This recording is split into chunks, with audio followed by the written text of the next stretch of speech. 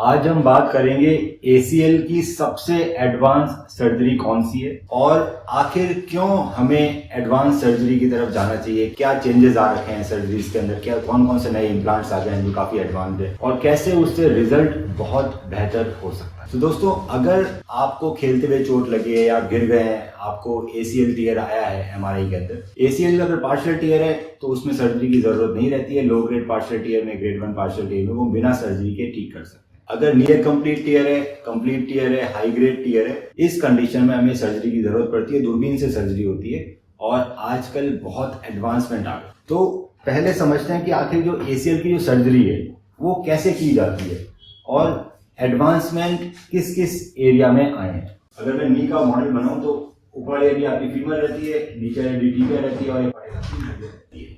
इन तीनों हड्डियों के ऊपर कार्टिलेज का कवर रहता है जो इसको स्मूथ बनाता है। एक लिगामेंट हमारा होता है ACL, एक होता है PCL और दो हमारे मेनिस्कस होते हैं। ACL का काम होता है नीचे वाली हड्डी को आगे जाने से रोकना, PCL का काम होता है नीचे वाली टिबिया को पीछे जाने से रोकना। तो जब दोस्तों आपका जब ACL टूट जाता है तो हमारी हड्डी आगे ऐसे फिसलती है, इसको बोलते हैं इनस्टेबिलिटी। अगर हम इसका ट्रीटमेंट नहीं कराएंगे तो धीरे धीरे घुटना हमारा खराब हो जाएगा और 10 से 12 साल में घुटना वैसा हो जाएगा जैसे किसी ओल्ड एज के इंसान का घुटना होता है। ये पूरा कार्टिलेज और मेनिस्कस सब धीरे धीरे करके घिस जाता है। तो सर्जरी करानी जरूरी है। दूरबीन से सर्जरी होती है, इसका मतलब कोई बड़ा चीरा नहीं लगता, छोटी से छेद से सर्जरी आती है, दूरबीन से सर्जरी होती है।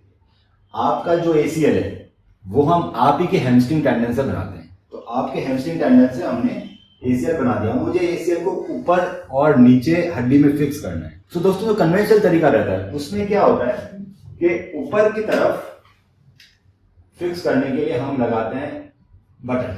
ये ऑटोमेटिक बटन आता है, या अलग अलग कंपनीज में अलग अलग नाम का आता है। मैं आर्थरेक्स यूज करता हूं तो मैं इसको बोलते हैं टाइट रोप RT। ये बटन होता है टाइटेनियम का बना हुआ रहता है और जो लिगामेंट और बटन के जो बीच में ये जो चीज है ये होता है फाइबर वायर।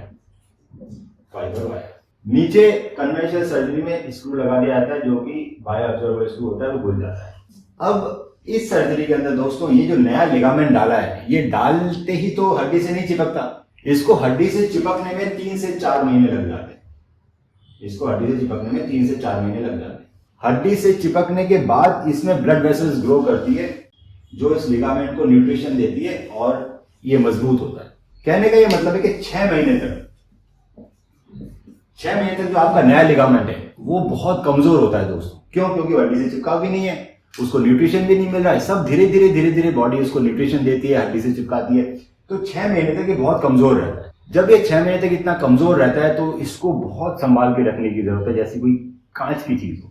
मतलब सर्जरी के बाद आप पैर पे वजन नहीं डाल सकते 1 से 1.5 महीने तक। तो लोगों को वॉकर की जरूरत पड़ती है, वॉकर से चलते हैं। उसके बाद धीरे धीरे वजन डालते हैं। अगर आप एकदम से सर्जरी के बाद वजन डालोगे तो ये ढीले हो जाएंगे। लिगामेंट की साइज, लंबाई बढ़ सकती है, लूज हो सकता है। इस कंडीशन में सर्जरी फेल हो सकती है। इसलिए इसमें वेट नहीं डालते, आप वॉकर का यूज करते हैं 1 से 1.5 महीने। धीरे धीरे करके पैर बैंड होता है 10 डिग्री 20 डिग्री। तो कंप्लीट पैर बैंड होने में कम से कम 3 महीने लग जाते हैं। अगर हमने एकदम से पैर बैंड कर दिया तो ये लंबा हो जाएगा, ढीला हो जाएगा। 3 महीने बैंडिंग में लगते हैं। 4 महीने बाद जॉगिंग चालू होती है और दोबारा रनिंग करने में 6 से 9 महीने लग जाते हैं। अब इस 6 मंथ्स के अंदर कल को आप फिसल जाते हो, आप बाथरूम में हो, पानी पड़ा है, फिसल गए, घर से बाहर निकले, फिसल गए। कई बार आप पार्टीज में गए, एकदम से डांस कर लिया, या कोई आपको अर्जेंसी में भाग नहीं पड़ गया। इस तरह के इंसिडेंट्स इसको ढीला कर सकते हैं क्योंकि कमजोर है। 6 महीने के बाद कोई दिक्कत नहीं, 6 महीने के बाद भागो फिरो कुछ ही करो।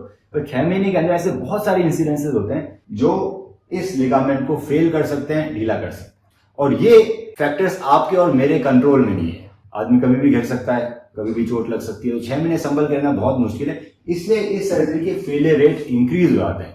चाहे कितना भी अच्छा सर्जन हो, कितनी भी अच्छी सर्जरी की हो, पर आपको 6 महीने आप कैसे बच के रह सकते हो? कभी ना कभी कुछ ना इस तरह के आप चल रहे हैं, एकदम से वजन पड़ गया, झटका लग गया, बहुत सारी छोटी छोटी चीजें होती रहती है जो इस सर्जरी को फेलियर की तरफ ले जाती है। ऐसा नहीं हो, इसके लिए एक बेटर ऑप्शन रहता है, वो है फाइबर टेप इंटरनल ब्रेस। इसके अंदर हम आपके ही मांसपेशी के टुकड़े हैमस्ट्रिंग टेंडन से ACL बना रहे हैं।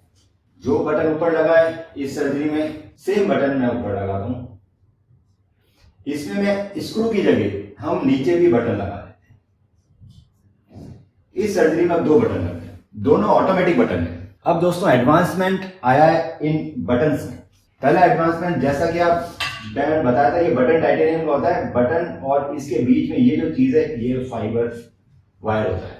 फाइबर वायर एक पतला बहुत ही मजबूत धागा होता है जो लिगामेंट से बटन को जोड़ता है, और इसमें ऑटोमेटिक लूप होता है, गांठ लगाने की जरूरत नहीं पड़ती। पर वायर आपके टिश्यू को कट कर सकता है दोस्तों, वायर शार्प होता है, तो वायर कट कर सकता है, टिश्यू नेक्रोसिस कर सकता है। हो सकता है यहाँ पर थोड़ा सा बाद ये चीज ढीली पड़ जाए। तो अब आ गया है टाइटरोप 2।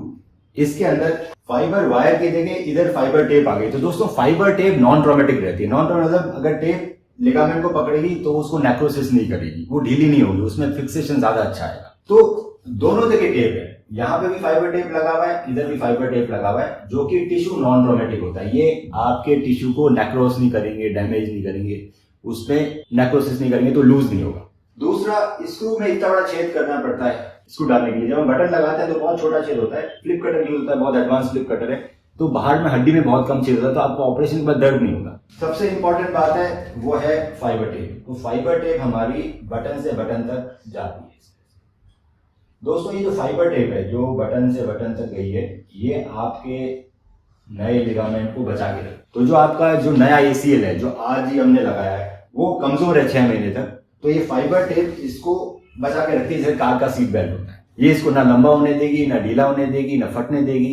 इसका बेनिफिट ये रहता है कि आप अगले ही दिन से पूरा वजन डाल के चल सकते। Full weight bearing from the first day of surgery. अगर हम कन्वेंशनल स्क्रू सर्जरी में पूरा वजन डालेंगे तो वो ढीले हो जाएंगे, टूट सकता है। फाइबर टेप लगी हुई है इस इंटरनल ब्रेस्ट सर्जरी में, तो आप जब पहले दिन से वजन डाल के चलोगे तो वो ढीला नहीं हो सकता, टूट नहीं सकता। पेशेंट कंफर्टेबल रहता है, बिना किसी सहारे के, बिना किसी दर्द के आराम से चल पाता। हम पहले दिन ही फर्स्ट डे हम 100 डिग्री तक पैर बेंड कर देते हैं। अगर 100 डिग्री तक पैर मैंने इसमें बेंड किया फर्स्ट डे तो ये ढीला पड़ सकता है।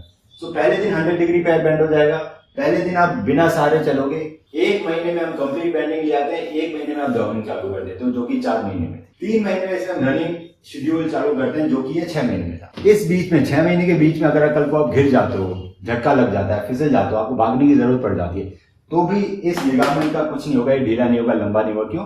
क्योंकि हमने फाइबर टेप से इसको पकड़ रखा है। इसकी लेंथनिंग और लूजनिंग नहीं हो सकती। इसीलिए ये सर्जरी के रिजल्ट आपको बेटर मिलते हैं, जल्दी मिलते हैं और पेनलेस मिलते हैं। आप काम पे जल्दी जा सकते हैं। अगर आप गिर जाते हैं तो भी हमारी सर्जरी खराब नहीं होगी, ये ढीली नहीं पड़ सकती। अगर आपको इस तरह के कोई भी डाउट है तो आप हमें अपनी MRI व्हाट्सएप कीजिए और मैं उसका डिटेल में स्टडी करके बताऊंगा कि सबसे अच्छा तरीका क्या रहेगा आपके लिए